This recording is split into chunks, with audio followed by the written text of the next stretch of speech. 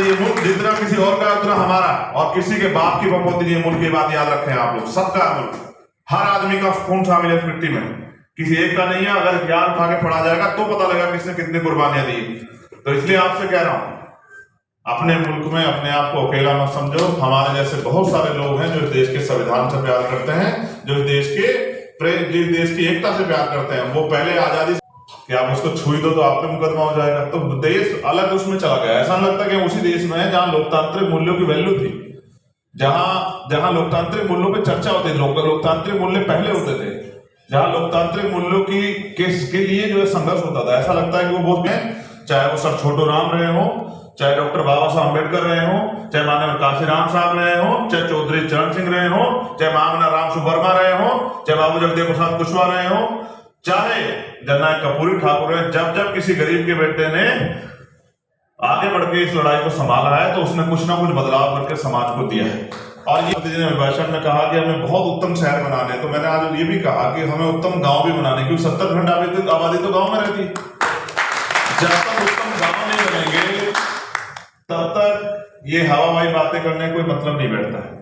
तो आज ये भी सच है कि किसान क्या, हम लोग आज भी वहीं उसी लड़ाई में खड़े हैं कि देश में किसान, कमेरे, नौजवान, मजदूर, तमाम तरह से जो है हक वंचित समाज के लोगों को इज्जत सम्मान की जिंदगी मिलनी चाहिए।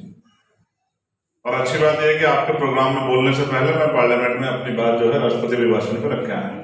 सारे मुद्दों पे मैंने कोशिश की कि जो भी ज्वलंत है उस पर बात रखी जाए।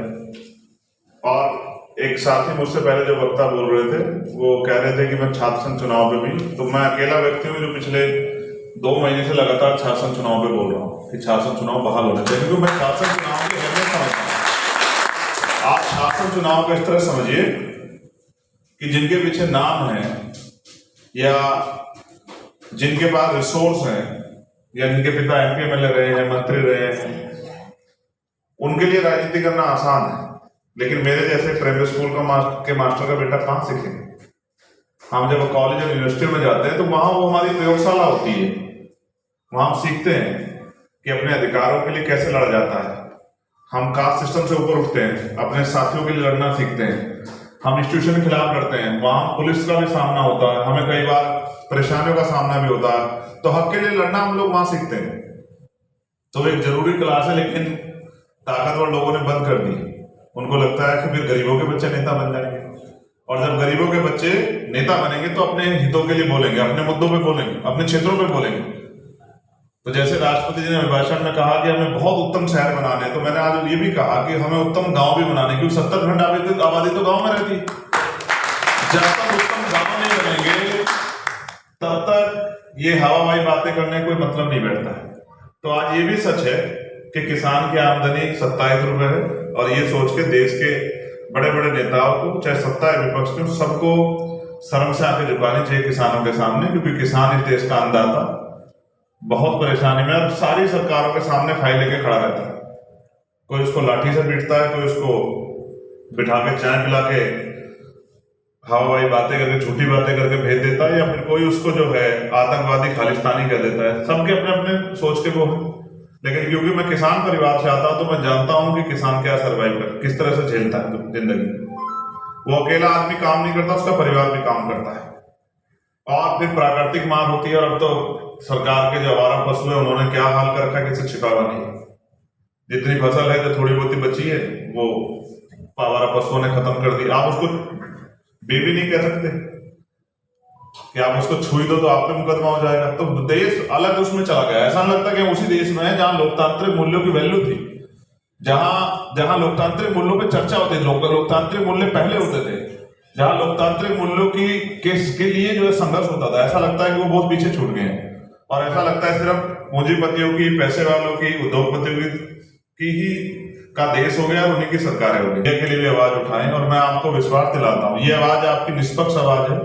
जब तक ये पार्लियामेंट में रहेगी, जब तक, मैं क्यों कह रहा हूँ, आप बेहद समझदार हैं मुझसे ज्यादा निष्पक्षता अच्छी नहीं लगती सरकार को। जब तक ये बात सदन में रहेगी, हक वंचित समाज के लिए मुखर रहेगी। और मैं कोशिश ये करूंगा, और मुझसे सीखना चाहिए आप लोगों को, जो मुझसे उम्र में बड़े उनको भी, कि तमन्ना अगर सच्ची हो तो रास्ते हजार होते हैं, और तमन्ना अगर झूठी हो तो बहाने हजार होते हैं ना। हमने सबको आजमा के देखा, कोई नहीं चाहता कोई नया आदमी खड़ा होकर आगे आए और अपने लिए कुछ बोले या अपने लिए कुछ करके दिखाए। हर आदमी नए आदमी का रास्ता रोकने के लिए बैठे। हमने बहुत लोगों को भरोसा किया। मेरे तो कड़वे अनुभव 27 साल विपक्ष से भी है। विपक्ष में नहीं चाहता कि कोई गरीब का बेटा आगे बढ़ के आ जाए, क्योंकि जब गरीब के बेटे आगे बढ़ के आए हैं, चाहे वो सर छोटू राम रहे हो, चाहे डॉक्टर बाबा साहब अम्बेडकर रहे हो, चाहे मानव काशीराम साहब रहे हो, चाहे चौधरी चरण सिंह रहे हो, चाहे मामना राम सुवर्मा रहे हो, चाहे बाबू जगदेव प्रसाद कुशवाहा रहे हो, चाहे जननायक कर्पूरी ठाकुर रहे, जब किसी गरीब के बेटे ने आगे बढ़ के इस लड़ाई को संभाला है तो उसने कुछ ना कुछ बदलाव करके समाज को दिया है। और ये उन्हीं के संघर्षों को और उन्हीं के जो द्वारा किए गए परिवर्तन है, उसकी वजह से मेरे जैसे लोग भी पार्लियामेंट आ रहे हैं। लेकिन मैं विश्वास करके कहता हूं, मेहनत कीजिए, मेहनत का कोई तोड़ नहीं है। अगर आप मेहनत करते हैं और जिम्मेदारी से मेहनत करते हैं, और फिर प्लेटफॉर्म के लिए मैं आपसे कहूंगा, जिन पे पैसे नहीं है, जिन पे बहुत बड़े नाम नहीं है, वो किसी भी प्रदेश के हो, प्लेटफॉर्म के लिए किसी के दरवाजे ना जाए। चंद्रशेखर आजाद है, आप चंद्रशेखर आजाद के पास आइए, और ये दल आपका दल है। और मैं चाहता हूँ काम करने वाले लोग मैदान में आगे बढ़े, नौजवान भी आगे बढ़े, बहनों को भी मौका मिले और किसानों को मौका मिले। मैं तो किसानों से भी कहता हूँ, मेरा अनुभव ये हुआ है कि जिस समुदाय का प्रतिनिधित्व नहीं होगा विधानसभा और पार्लियामेंट में, उसकी कोई बात कहेगा ही। अगर किसान नहीं जाएंगे तो किसानों के मुद्दों पे बात नहीं होगी। हमने कहा कि किसानों का जो कर्ज है वो माफ करो और एमएसपी की लीगल गारंटी दो। इसी के लिए लड़े 16 महीने, और देखो 700 किसानों जाके प्राइम मिनिस्टर एक शब्द नहीं बोल पाए। ये बदलाव कि पहले जवाब देना पड़ता था, पहले जिम्मेदारियां थी, अब तो आपने सारे डाटे बंद करा दिए, सब कुछ बंद करा दिया। अब आंदोलन करने तक कीले गाड़ देते हो। तो इसलिए मैं कह रहा हूं, किसानों का भी प्रतिनिधित्व हो, कमेरों का भी प्रतिनिधित्व हो, नौजवानों का भी प्रतिनिधित्व हो, महिलाओं का प्रतिनिधित्व। और मैं आपके मंच से कह रहा हूं, बड़ी कड़वी लगती है मेरी बात, क्योंकि जब मैं खरी बात कहता हूं तो बहुत दुख देती है लोगों को। मैं इस बात से नहीं डरता। मेरा मानना है सच कहते हुए, जैसे मैं सतगुरु रविदास जी महाराज को मानने वाला व्यक्ति हूं, तो जब उन्होंने सच कहा तो उनको जेल में डाल दिया, तो वो जेल से नहीं डरे जेल से, मगर वो अपने सत्य की बात पे खड़े रहे। तो मैं आपसे कहता हूं कि देश के अल्पसंख्यक समुदाय में जो मुस्लिम समुदाय है वो बहुत डरा हुआ है, उनको नहीं डरना चाहिए। उनकी आवाज उठाने के लिए हमारे जैसे लोग खड़े हैं, जो अपनी सीना आगे कर देंगे। अगर गोली की बात आएगी तो खून का कतरा लगा देंगे। मेरी बात को आप याद रखें, बिल्कुल नहीं सोचना चाहिए। मुल्क जितना किसी और का उतना हमारा, और किसी के बाप की बमोती नहीं है। मुल्क की बात याद रखें आप लोग, सबका मुल्क, हर आदमी का खून शामिल है इस मिट्टी में, किसी एक का नहीं है। अगर हथियार उठा के पड़ा जाएगा तो पता लगेगा किसने कितनी कुर्बानियां दी।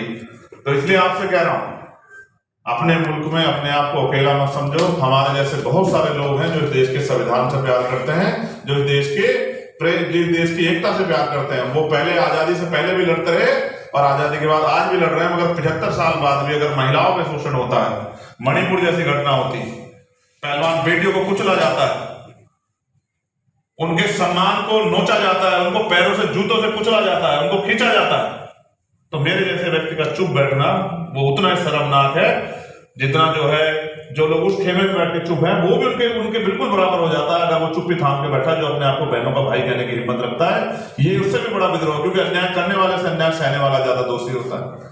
तो हम तो अपनी ड्यूटी को अदा कर रहे हैं, और हमने की कीमत भी चुकाई कि हमें 4 गोली खानी पड़ी।